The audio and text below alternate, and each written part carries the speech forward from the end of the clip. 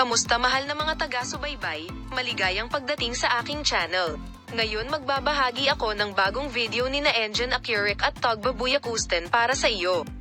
Huwag kalimutang mag-subscribe sa aking channel at i-like ang aking video at suportahan kami bago tayo magpatuloy sa ating video.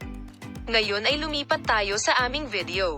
Si Togbabuyakusten, isa sa mga sikat at matagumpay na aktres ng Turkey, ay nagbigay ng balita na nagpasaya sa kanyang mga tagahanga. Gumagawa ng nakakagulat na pahayag sa kanyang social media account, ibinahagi ng aktres ang kanyang pakikipagsapalaran sa pagiging ina at ang kanyang mga espesyal na alaala na puno ng mga detalye sa unang pagkakataon.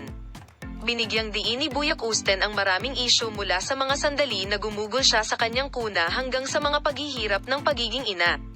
Ibinahagi ng sikat na aktres na si Tuba Buyakusten ang kanyang pinakahihintay na mga alaala at karanasan bilang isang ina kasama ang kanyang mga tagahanga. Taos-puso niyang sinabi ang tungkol sa magagandang alaala niya kasama ang duyan, ang mga emosyonal na karanasan niya sa proseso ng pagiging isang ina, at ang mga espesyal na sandali kasama ang kanyang pamilya. Ipinahayag ni Tuba Buyakusten ang kanyang damdamin habang ibinabahagi ang mga unang detalye tungkol sa kanyang pakikipagsapalaran bilang isang ina. Sinabi niya na ang pagiging ina ay isa sa pinakamagandang damdamin na naranasan ko sa aking buhay. Ang post na ito ng Togbabuyakusten ay lubos na pinahahalagahan. Bawat sandali na kasama ko ang aking mga anak na babae ay isang kayamanan para sa akin.